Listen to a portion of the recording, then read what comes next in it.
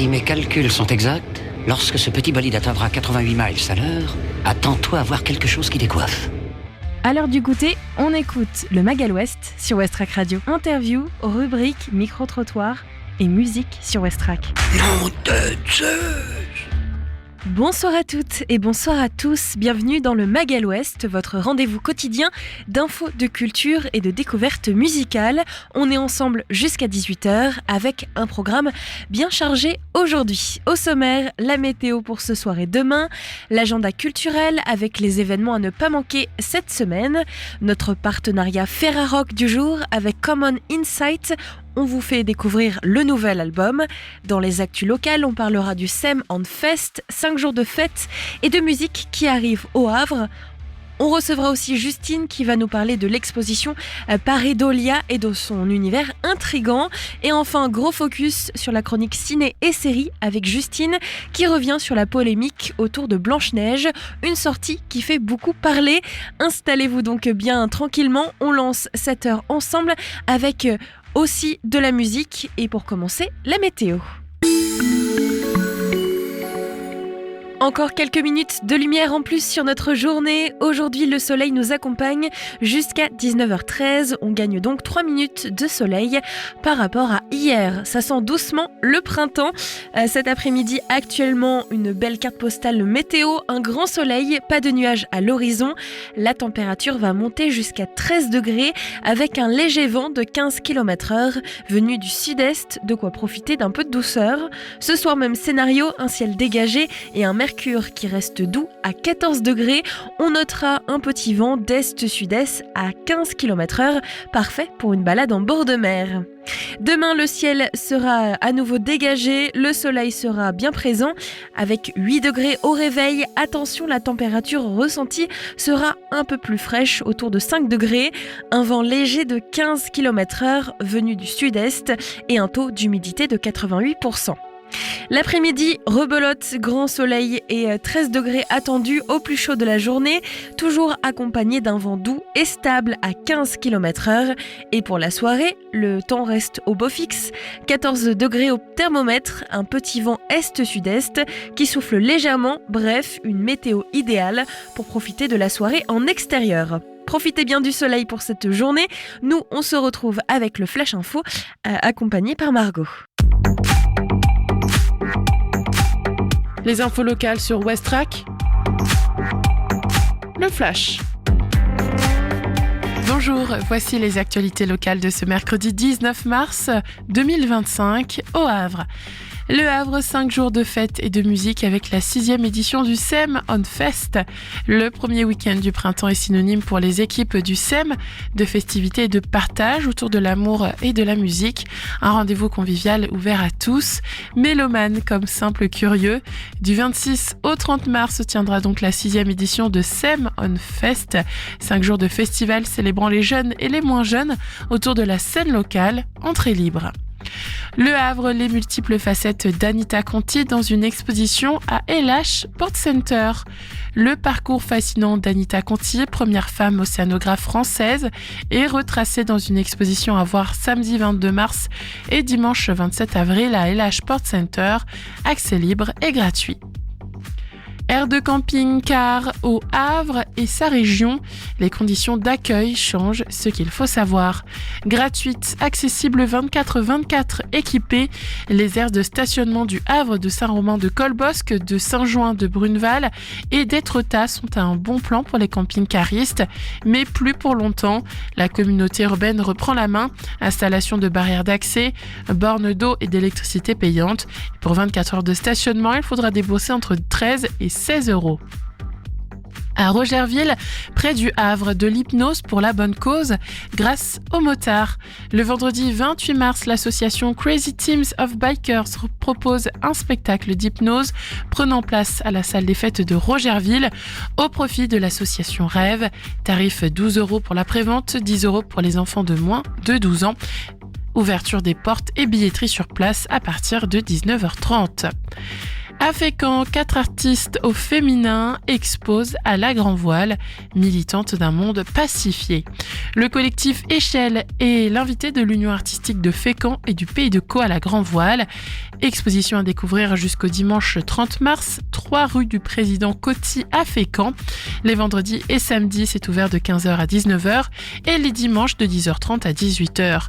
Les 4 artistes seront présentes le 30 mars, c'est gratuit. Merci de votre fidélité. Les informations se poursuivent avec le journal national et international. Bonsoir à tous. Un entretien téléphonique entre Volodymyr Zelensky et Donald Trump cet après-midi pour évoquer notamment l'hypothèse d'une trêve avec la Russie. Un très bon appel selon le président américain.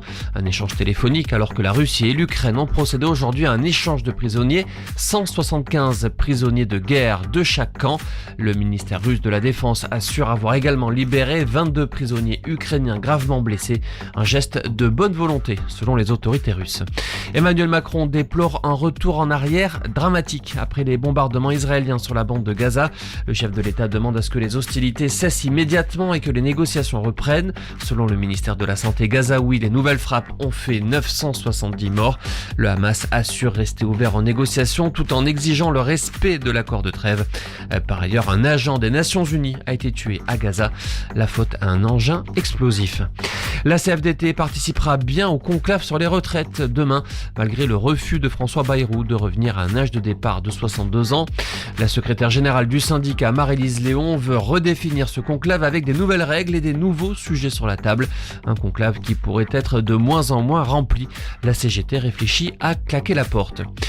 Comment lutter contre l'obésité infantile? 2 députés présentent aujourd'hui les conclusions de leur mission sur l'activité physique et sportive et la prévention de l'obésité en milieu scolaire. Ils recommandent notamment de peser les élèves en CE2 et veulent généraliser les tests de capacité physique au collège, déjà expérimentés dans quelques écoles. Ils souhaitent enfin faire respecter les 3 heures d'EPS en école primaire. Et puis, ils profitent de l'effet Jeux Olympiques. Léon Marchand est la personnalité préférée des 7-14 ans, selon le journal de Mickey. Le quadruple champion olympique de natation devance le judoka Teddy Riner et l'humoriste Artus. L'hebdomadaire réalise ce classement depuis 20 ans en interrogeant un échantillon représentatif de 400 enfants. Voilà pour l'info, excellente fin d'après-midi. Voilà pour le tour d'horizon de l'actualité locale et nationale. Si vous avez envie de sortir cette semaine, on a ce qu'il vous faut. Concerts, expos, spectacles, voici notre sélection des événements culturels à ne pas manquer. Des idées sorties pour cette semaine ou ce week-end pour te culturer sur Westrack Radio. Ce soir au Havre, place à l'émotion et à la musique baroque avec Lamentation des hommes. L'ensemble Correspondance nous plonge dans les leçons de ténèbres de Marc-Antoine Charpentier, un chef-d'œuvre du répertoire sacré où la ferveur et la gravité s'entrelacent dans de sublimes harmonies vocales. Rendez-vous au Volcan à 19h. Côté tarif, comptez entre 5 et 35 €. Infos et réservations au 02 35 19 10 20. Demain soir du théâtre avec la plus précieuse des marchandises, Jean-Claude Gramberg revisite le conte traditionnel et nous plonge dans une fable marquée par l'histoire contemporaine, une mise en scène signée Marie-Hélène Garnier. À découvrir jeudi à 20h au Volcan, tarif unique 5 €. Pour réserver un seul numéro 02 35 19 10 20. Envie de nature et de découverte, les jardins suspendus ouvrent leurs portes pour une visite thématique sur la floraison printanière, l'occasion d'échanger avec les jardiniers botaniques et de découvrir les secrets d'entretien de ce site exceptionnel. Rendez-vous jeudi à 14h à l'entrée des serres. C'est gratuit mais il faut réserver au 02 35 74 04 33. Alors musique, théâtre ou nature, à vous de choisir. Nous on enchaîne tout de suite avec la découverte Ferrarock du jour.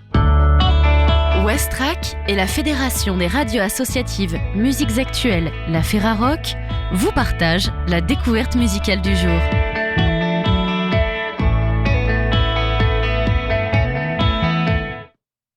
Cette semaine, notre album partenaire nous emmène sur des terres folk aux contours mouvants où l'intime rencontre l'exploration sonore. L'artiste que nous mettons à l'honneur cette semaine avec la Ferrarock, c'est Common Insights. Projet porté par Pablo Coudrin, il revient avec un nouvel opus, A Thrill for Novelty, disponible sur le label Figure Libre Records depuis le 17 mars dernier. Ce disque s'inscrit dans une grande tradition folk, avec une envie d'échapper aux conventions. On y retrouve ce mélange subtil entre classicisme et recherche sonore, un artisanat musical qui se nourrit de solitude et de complicité. Un album qui prend le temps, qui évolue au fil des compositions et des rencontres. Alors que son premier album, Flavors of Life, était une plongée solitaire dans la création, ce nouveau projet s'est bâti sur la durée, enrichi par le regard et le talent de Marie Esqueda-Falst et de Jean-Loup Dutoit du groupe Mosey Mosey. Ensemble, ils ont sculpté ces nouvelles chansons enregistrées en toute simplicité au creux de la campagne française.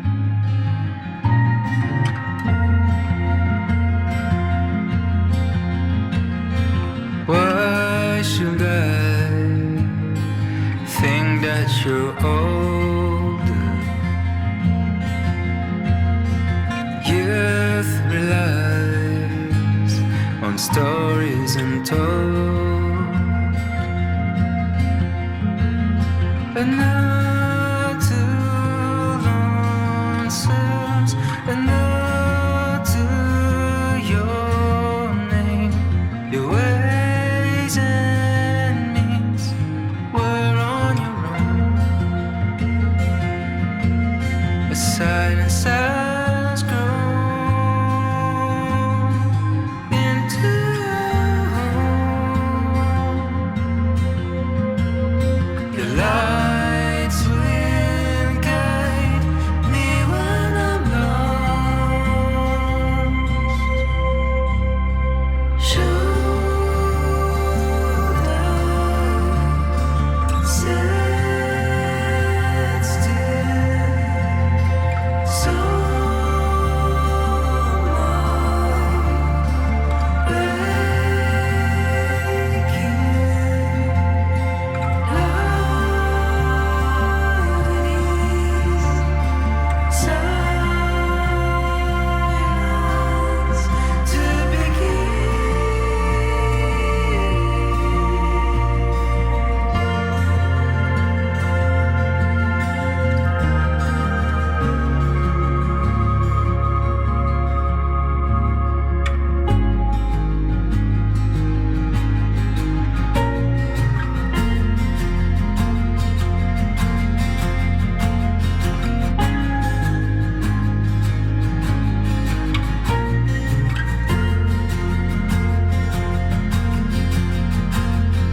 why should I think that you're old?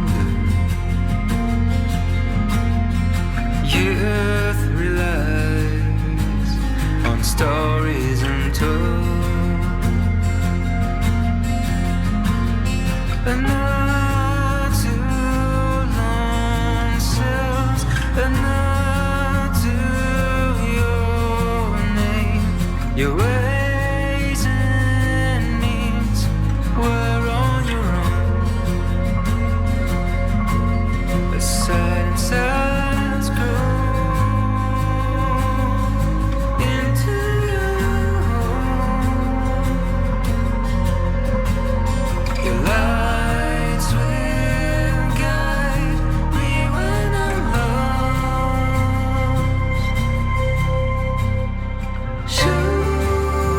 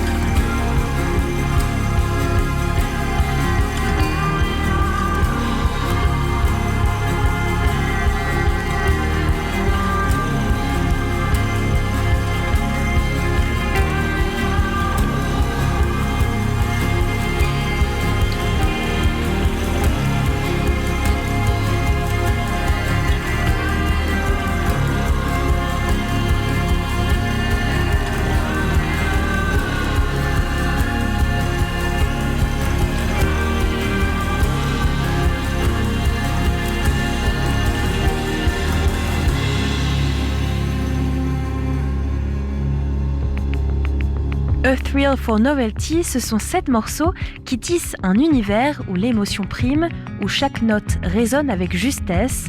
L'album oscille entre la douceur d'un folk épuré et des textures plus riches, n'hésitant pas à se parer de nuances psychédéliques. On sent l'influence des grands noms, comme Adrian Lenker ou encore Bon Iver, mais avec une signature propre à Common Insight. La guitare reste le fil conducteur, mais elle se mêle à des arrangements subtils portés par des harmonies vocales en apesanteur et des ambiances organiques. Chaque titre est une invitation au voyage entre lumière et mélancolie, espoir et introspection. Un album à écouter sans distraction pour en saisir toutes les nuances et laisser la magie opérer.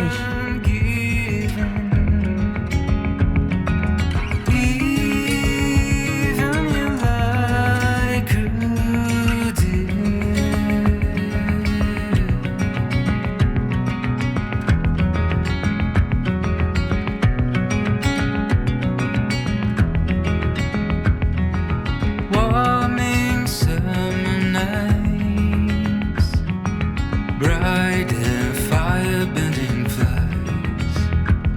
Some familiar landscapes might bring you from my mind. Feels like I should give in. Even your light grew dim.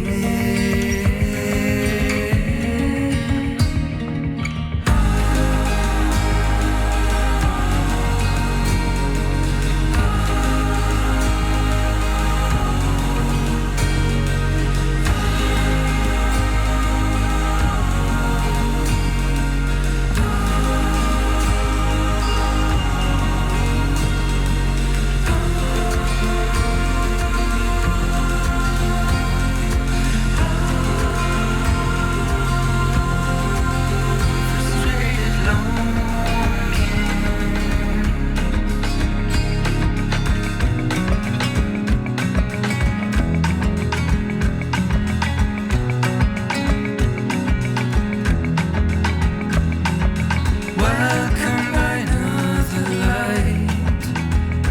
It's been ages since it felt that right. Give me peace, oh Lord. Give me please one more.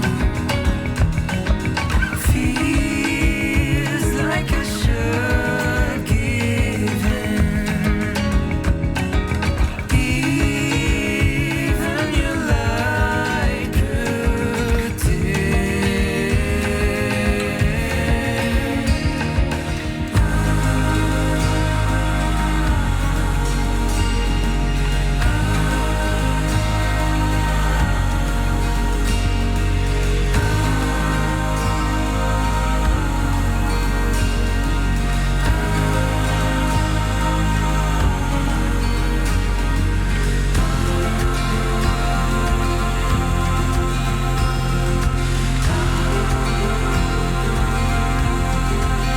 Frustrated longing.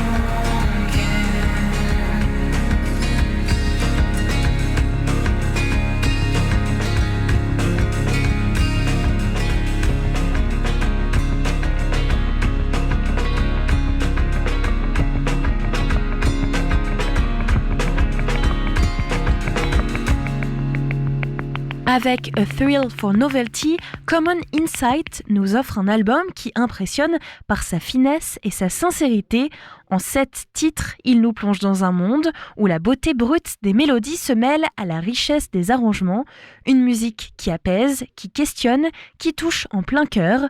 Un disque à la fois intime et universel qui nous rappelle que le folk est un art en perpétuelle réinvention. Alors ne passons pas à côté de cette pépite. A Thrill for Novelty est disponible depuis le 17 mars 2025. Il est partenaire cette semaine avec la Ferrarock. Prenez le temps de l'écouter, il pourrait bien résonner en vous plus longtemps que prévu. Rendez-vous sur le site de la ferrarock.org. Le Mag à l'Ouest, info divertissement, Et bonne humeur sur Westrack. Common Insight, notre partenaire Ferrarock cette semaine pour leur album A Thrill of Novelty. Changement d'ambiance et d'univers, on part à la découverte de l'exposition Pareidolia qui interroge notre perception des formes et des images. Justine est avec nous pour en parler. C'est parti pour l'interview. Jusqu'au 22 mars, l'exposition Pareidolia de l'artiste havraise Maë Hazard est à découvrir dans le hall du Volcan.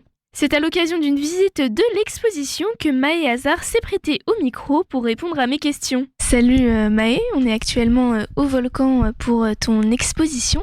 Est-ce que tu peux tout d'abord te présenter ? Alors je m'appelle Maë Hazard, je suis havraise d'origine et j'ai grandi ici jusqu'à mes 18 ans. Je suis parti une douzaine d'années à Paris avec un petit passage par l'étranger et j'ai été photographe commercial et photographe de mode pendant une grosse dizaine d'années et depuis 3 ans je suis technicienne du spectacle.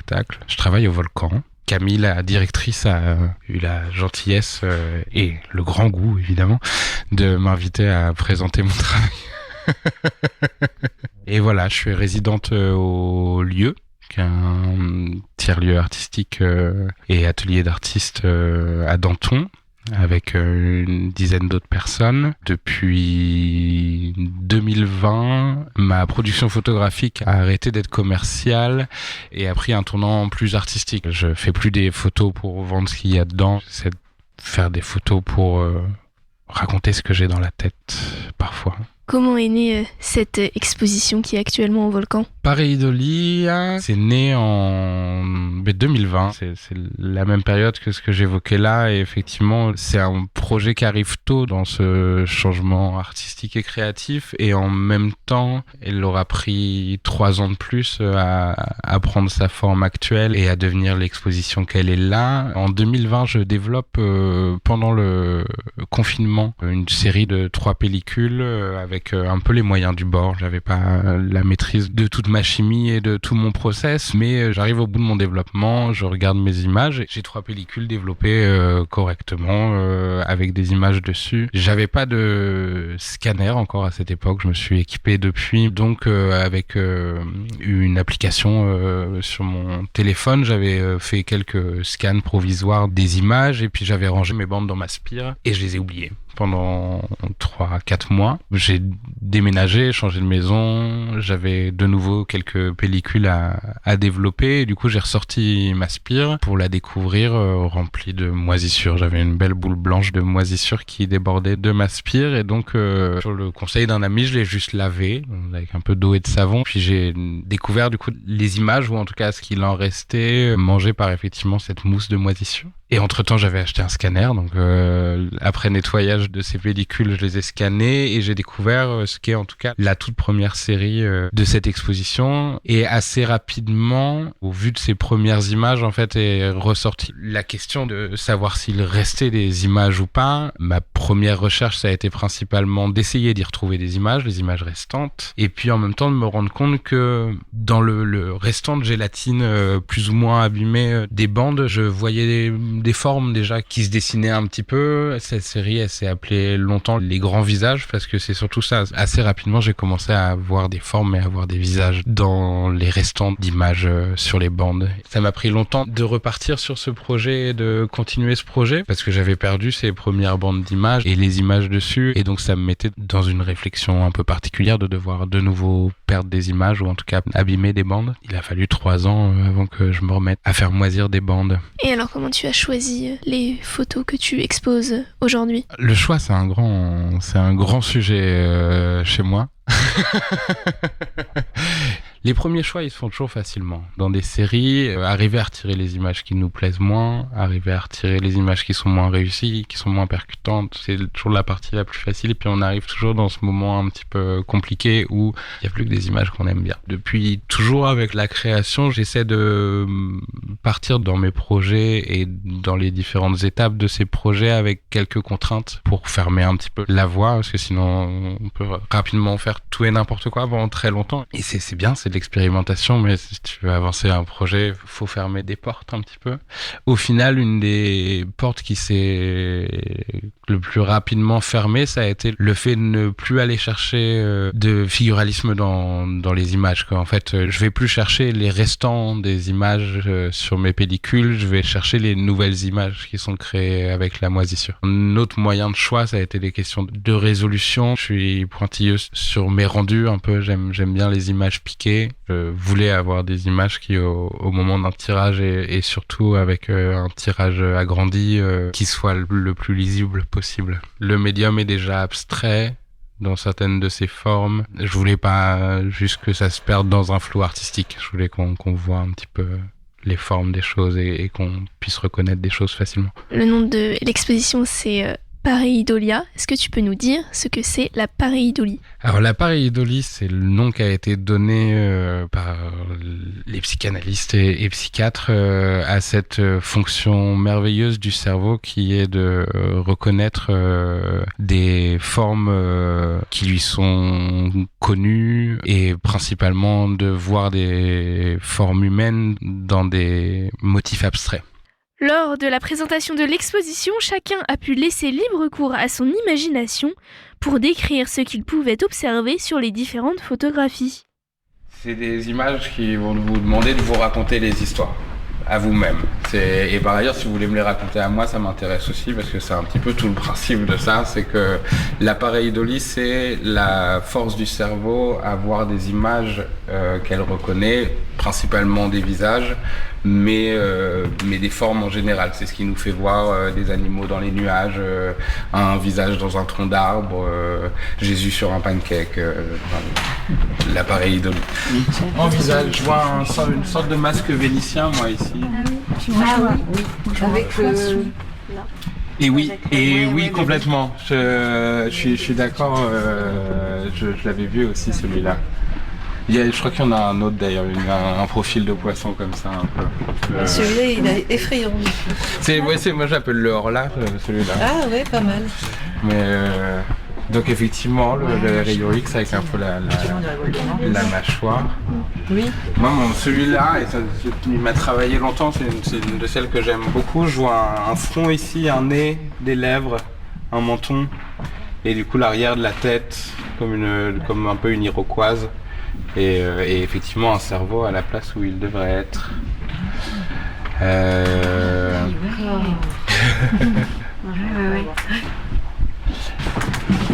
J'ai découvert aujourd'hui, parce que du coup ça change encore à chaque fois, mais j'ai découvert un bulldog français ici. Je vois un faune. Avec deux petits yeux, une truffe, les petites pattes et les oreilles là sur le côté. Un faune. Un faune. La tête du faune avec un peu ses oreilles de bélier. On voit une espèce de sabot peut-être là. Ah oui, ok. Et c'est ce qu'on a pu voir avec cette exposition où chacun pouvait aussi donner sa propre vision, sa propre représentation de son travail. J'espère que c'est ce que vous avez vu. Tout le principe de cette exposition, il est de pousser au maximum à avoir des retours du public sur leurs impressions et sur ces images qui se créent. L'exposition, elle est construite de manière à accompagner un petit peu le public dans ce processus. On part de moments où il reste un petit peu d'images vers au final ce que moi j'ai le plus cherché après, mais des moments où il n'y a plus aucune trace de l'image originale. Et effectivement, l'intention est de laisser au public la possibilité d'y accoler leurs propres émotions, leur propre lecture de ces formes et de ces images. Avec le volcan et par le principe même du volcan en tant que salle de spectacle, j'ai pu, avec l'aide de toute l'équipe du volcan et de toute mon équipe à moi, être là un petit peu pour accompagner des visites, pour donner un petit peu les dessous de ce processus, globalement à des gens venus d'horizons différents, mais l'exposition est visible tout le temps, sur tous les horaires d'ouverture de la billetterie, mais également avant les spectacles, ce qui a pu permettre à pas mal de gens d'y avoir accès. J'ai des amis qui sont passés ici avec leurs enfants par exemple, qui ont pu voir l'expo. J'ai beaucoup aimé les retours des enfants sur les pareidolie et sur ce qu'ils pouvaient voir dans ces images. C'était vachement intéressant. C'était des jolies images. J'ai la chance de cet emplacement de passage au Havre. Je suis technicienne du spectacle dans la vie et je travaille au Volcan. Et oui, c'est un plaisir et une fierté pour moi d'avoir mon travail ici et de pouvoir le présenter au public, à un peu la ville où j'ai grandi et à mes amis et mes proches. C'est cool. C'est une belle expérience. Est-ce que, pour terminer, tu aurais d'autres projets qui vont arriver bientôt et dont tu voudrais nous parler ? C'est ma grande angoisse du moment, là, le projet d'après. Je pense que c'est toujours un petit peu l'angoisse des sorties de projets comme ça, à y avoir passé du temps. J'ai dépassé un petit peu, je pense que sur le moment vraiment, l'avant-vernissage et l'avant-présentation de l'expo, je pense que j'étais en plus pas mal fatigué et puis un peu angoissé par ça. Et donc, j'avais carrément l'impression que je ne produirais plus jamais de ma vie et que ça y est, j'étais cassé et que ça marcherait plus. Je suis sorti de... Je suis sorti de cette angoisse là, ça va un petit peu mieux.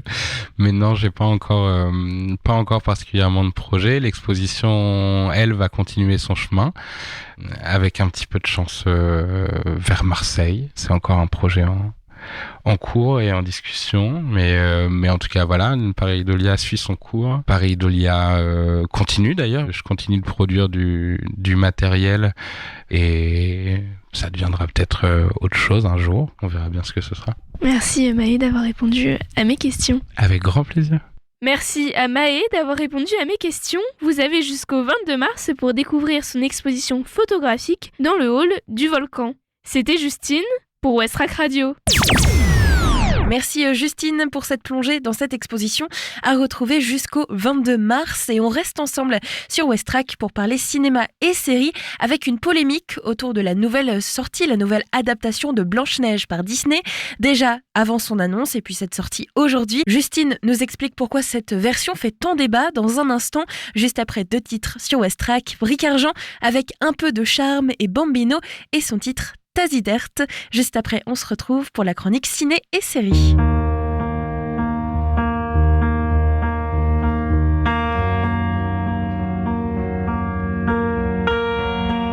Je fais des cauchemars en jeté.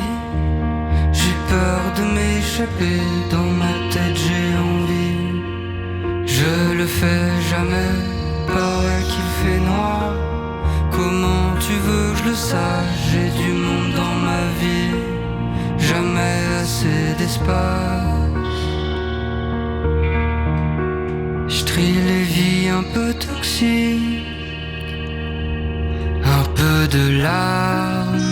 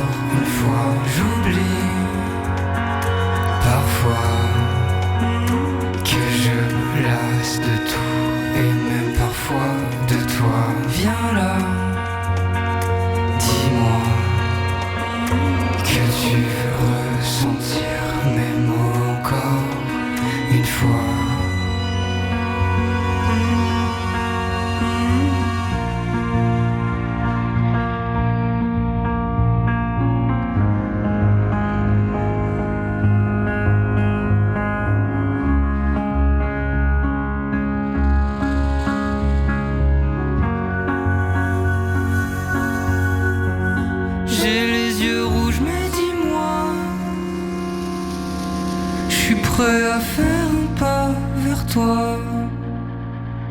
Je vais changer dans la nuit. Des baisers, des soupirs. J'ai pas d'envie dans ma vie.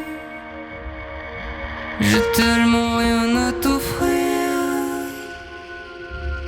Et si tu vois quelque chose en moi, est-ce qu'il te reste un peu de charme, un peu de viens là? Dis-moi que tu veux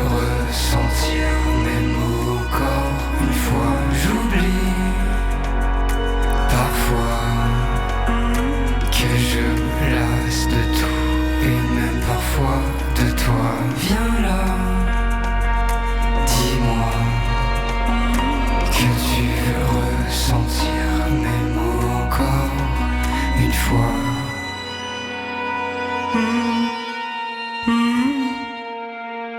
Le Magal Ouest, c'est dans tes oreilles du lundi au vendredi sur Westrack.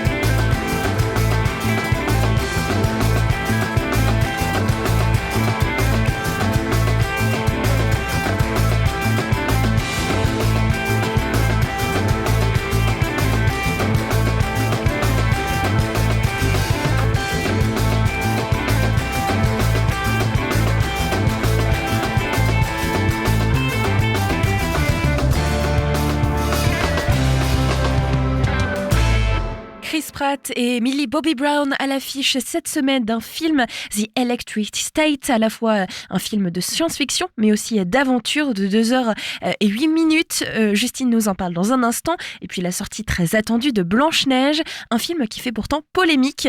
On fait le point ensemble sur les sorties ciné de cette semaine et les nouveautés sur les plateformes de streaming.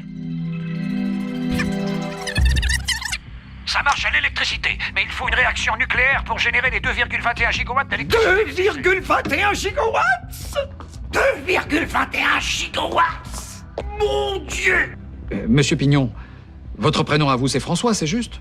Oui. Eh ben lui c'est pareil, c'est juste. Un grand pouvoir implique de grandes responsabilités. Parce que tu as la capacité émotionnelle d'une petite cuillère. Vous êtes à l'écoute du Mag à l'Ouest sur Westrack Radio et en ce mercredi, on parle ciné et séries, le petit et le grand écran. Et aujourd'hui, à nouveau, j'accueille Justine avec moi. Je l'ai missionnée, comme assez régulièrement, de trouver des films qui sortent. Salut Justine. Salut Lucie. Je sais que toi, direct, tu m'as dit j'ai envie de parler de Blanche-Neige. C'est vrai que c'est un film qui est très attendu, qui est aussi fait un petit peu polémique. Et puis tu vas aussi nous parler d'autres films, des sorties sur Netflix, et puis peut-être une ou deux séries. On verra ce que tu as prévu. J'avoue que je découvre aussi. Alors on commence avec le premier film qui sort cette semaine et que tu as noté. Eh ben, est-ce qu'on peut commencer par Blanche-Neige ? On peut totalement. Blanche-Neige, donc, c'est un film qui va sortir en ce 19 mars et c'est donc en fait l'adaptation du dessin animé que l'on connaît. C'est le premier long métrage Disney qui est sorti et donc ils ont fait une adaptation film. On a pas mal d'adaptations qui ont été faites ces dernières années, que ce soit La Belle et la Bête, Cendrillon ou encore Aladdin, et c'est donc Blanche-Neige qui sort cette semaine et on va en écouter la bande-annonce. Quand j'étais petite, ma mère m'a appris à siffler. Parce que quand tu siffles, c'est ton cœur qui chante. Siffler en travaillant. Chanter cette belle chanson. Miroir magique au mur, dis-moi qui a beauté parfaite et pure. Blanche-Neige. Disney présente. Trouvez Blanche-Neige. On peut s'amuser entre amis. Une autre sortie cette semaine et c'est un film français. On va parler de Ma mère Dieu et Sylvie Vartan. C'est une comédie dramatique de Ken Scott et c'est avec Leila Bekti, Jonathan Cohen ou encore Joséphine Japy.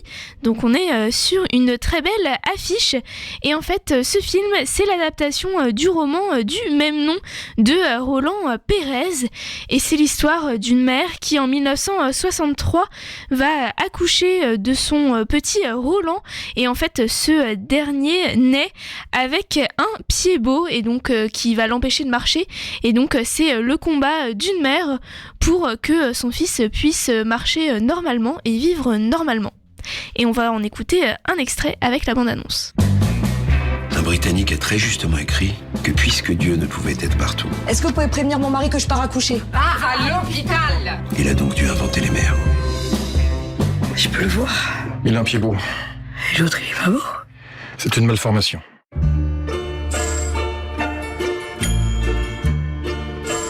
Votre enfant est handicapé.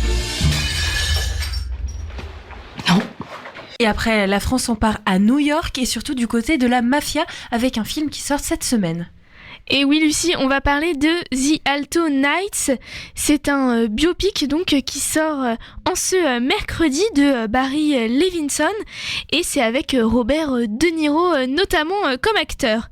En fait, c'est l'histoire de deux figures de la mafia new-yorkaise qui en fait luttent pour le contrôle de la ville et donc c'est une histoire de jalousie, de trahison, etc. Et on va en écouter un extrait avec la bande-annonce. Je commence par quoi? Tu t'engages sur une pente dangereuse. Et on s'est jamais engagé sur des pentes dangereuses? C'est un risque à prendre. Moi, ce risque, je le prends. Oui, mais toi, t'es pas à ma place. Moi, je donne aux bonnes œuvres. Je paye mes impôts. Oublie pas une chose. Ta place, c'est à moi que tu la dois.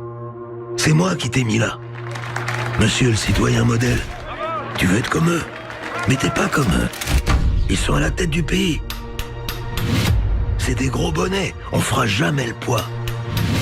Et toi, un coup t'en es, un coup tu sors, t'es dans le crime à mi-temps. Tu peux pas jouer sur les deux tableaux. La plateforme de streaming Netflix ajoute régulièrement de nouveaux films, de nouvelles séries, et c'est le cas de La Résidence, un nouveau film que Justine va vous présenter tout de suite. Alors ça sort demain, très précisément le 20 mars, et c'est une comédie policière. Il y a aussi un côté un peu drame. Apparemment, c'est de Paul Williams Davies, et c'est en fait une enquête au sein de la Maison Blanche, où il y a 132 pièces, 157 suspects et un cadavre. Et donc c'est une détective qui va tenter d'élucider ce meurtre au sein de la Maison Blanche, et on va en écouter un extrait. Il y a un dîner d'État. Il y a 200 personnes à ce dîner, dont le président des États-Unis. Des événements inhabituels. En dehors de la mort de mon supérieur? En dehors de ça, oui. C'est Cordelia Cup. C'est la meilleure enquêtrice du monde. Où est le corps? Oh, j'aperçois des pieds. Avec tout le respect que je vous dois, c'est une scène de crime. Il y a peut-être un meurtrier dans cette maison. C'est qui, lui? Edwin Park, agent spécial du FBI. Je suis là pour vous donner un coup de main. On voit les affiches partout et même à l'étranger. Un nouveau film avec Millie Bobby Brown et si je ne me trompe pas, c'est Chris Pratt aussi, autour de la technologie. Alors je sais pas du tout de quoi ça parle, mais ce nouveau film, il a l'air hyper intéressant. Est-ce qu'on est dans un futur, Justine? Qu'est-ce que c'est que ce film? Alors ça s'appelle The Electric State, et en fait c'est l'histoire de Michel qui a perdu ses parents et qui tente, après une guerre, et qui tente de retrouver son frère. Et alors de ce que j'ai compris, en fait c'est les robots qui ont un peu pris le contrôle du monde, et donc ils ont été regroupés dans un pays qui s'appelle, enfin un pays des robots, et donc c'est une histoire un peu, oui, de technologie, etc. Je crois qu'elle va se battre contre les robots, donc voilà, c'est un côté un peu science-fiction, ce nouveau film. Dystopique, futuriste. Voilà, exactement. Et donc on en écoute un extrait.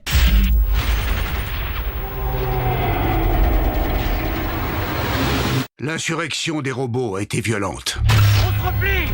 Ils mangent pas, ils dorment pas, ils ferment pas les yeux. Je les ferme, moi. Lorsque les machines ont dévié les tâches qui leur étaient attribuées, nous les avons exilés dans The Electric State.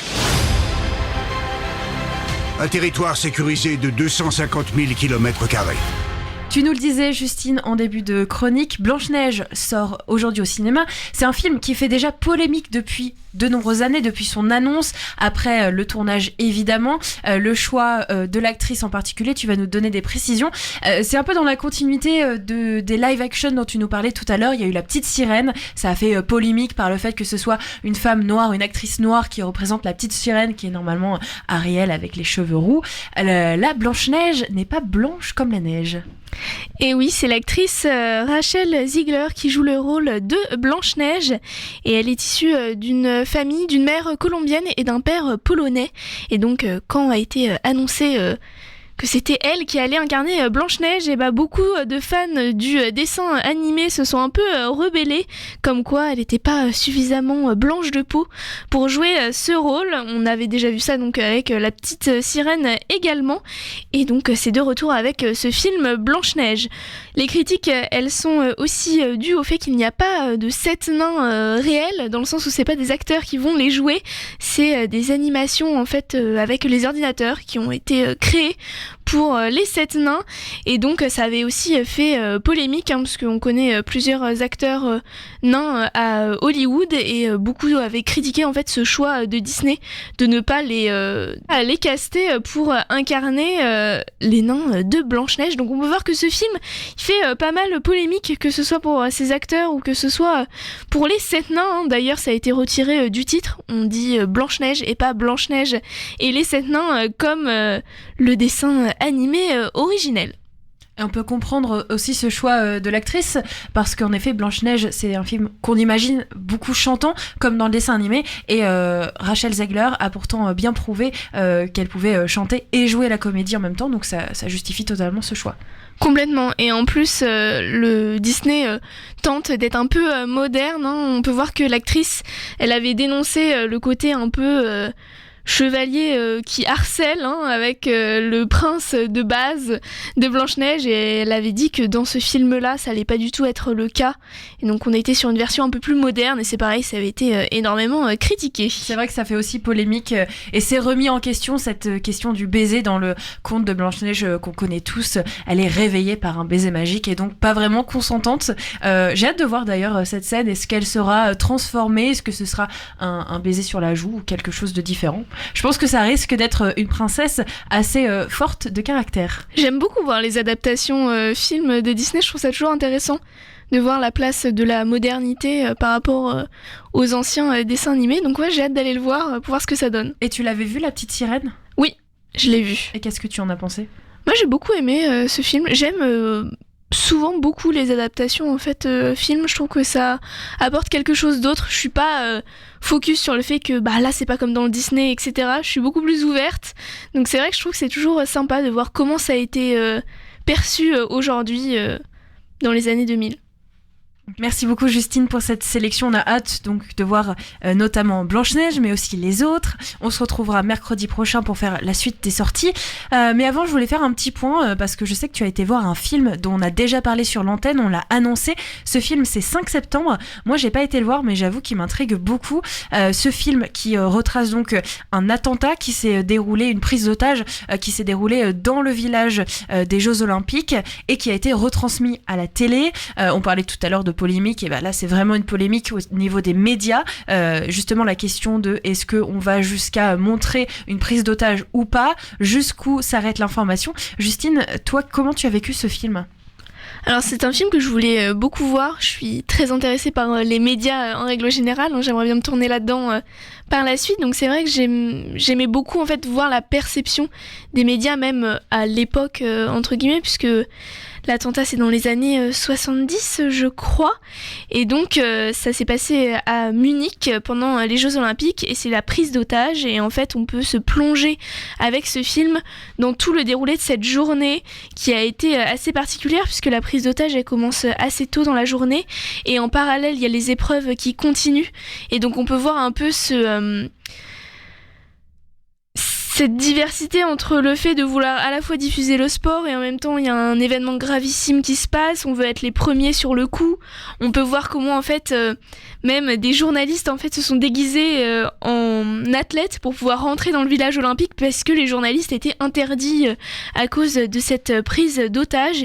Et donc on voit tout le processus, tout le côté média réalisation de comment avoir l'antenne, comment garder l'antenne aussi avec un événement pareil, alors que vous êtes censé diffuser du sport et au final vous vous retrouvez à diffuser un événement qui n'a rien à voir avec du sport.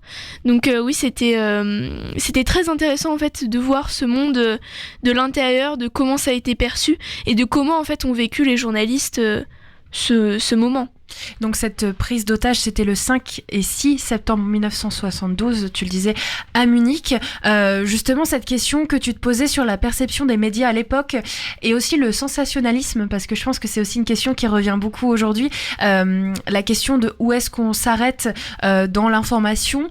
Toi, comment tu l'as vu? Est-ce que tu as l'impression que aujourd'hui on est justement plus en retenue face à ce qu'on peut diffuser? Il y a cette question qui s'est posée pendant le Covid, la pandémie. Quand voilà, il y avait des personnes qui étaient dans les hôpitaux, c'était filmé. Malheureusement, les fois où il n'y avait pas la disponibilité de pouvoir avoir une morgue et que tu avais les étalages voilà, des personnes, enfin des corps, ça a beaucoup choqué. Est-ce que tu as l'impression que justement il y a une leçon qui a été retenue et il y a peut-être une leçon à la fin du film ou pas du tout?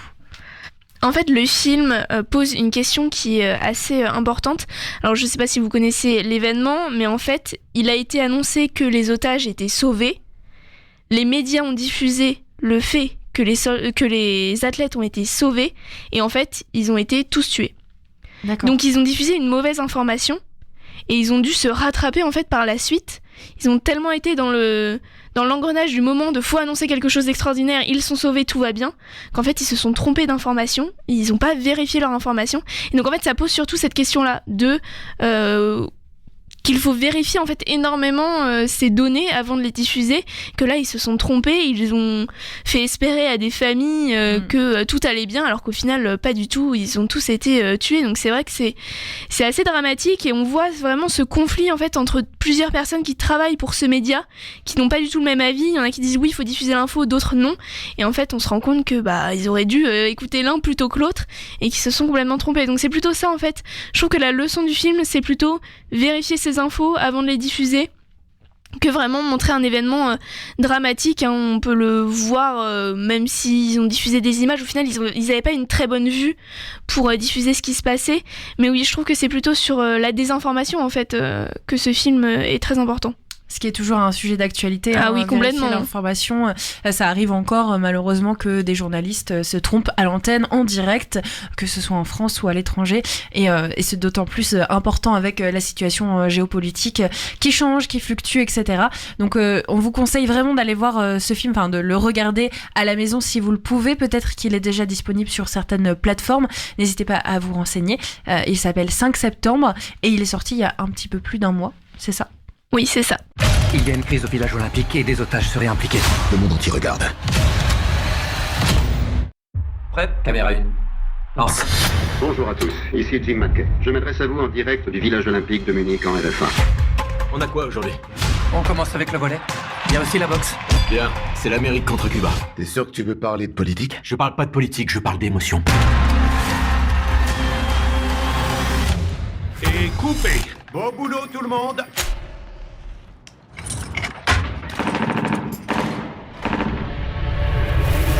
Vous avez entendu?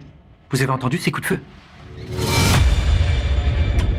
Merci Justine pour ta présence. Aujourd'hui, tu reviens quand tu veux. Et si vous avez l'occasion un jour de regarder ce film, donc 5 septembre, on vous le recommande fortement. C'est déjà la fin de notre Magal Ouest pour aujourd'hui. Merci d'avoir été avec nous. On se retrouve demain avec un programme tout aussi riche. Notre invitée sera Lucille Haguet qui viendra nous parler de la nouvelle exposition au Havre, Les couleurs de la reconstruction, Marguerite Huré et les vitraux de Saint-Joseph. D'ici là, passez une excellente soirée. Prenez soin de vous et restez bien branchés sur West Track Radio. À demain.